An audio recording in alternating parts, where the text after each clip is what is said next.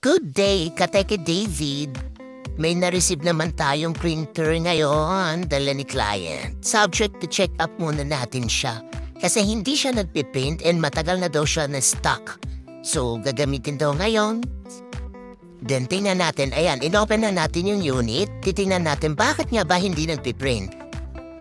Sa check-up natin, kompleto. I-check up natin lahat ng parts niyan. Kung ano ba yung hindi gumagana.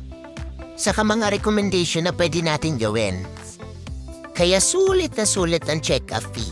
Sasabihin din natin baka mamaya hindi na sulit pag pinarepair. Honest lang tayo sa client natin.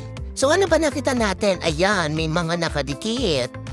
At mukhang may alagat itong printer na to. Ayan, may mga balat na chocolates. Ang dami nilang golden chocolates.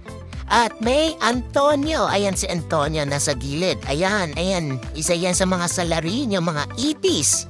Anong ginagawa ng ipis sa loob ng printer?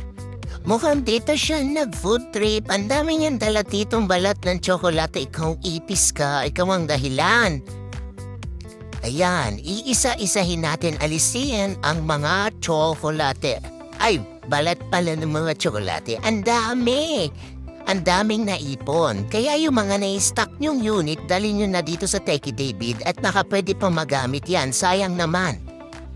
Abangan nyo yung mga susunod na mangyayari. Kung sulit pa ba, i-repair tong laser printer na to.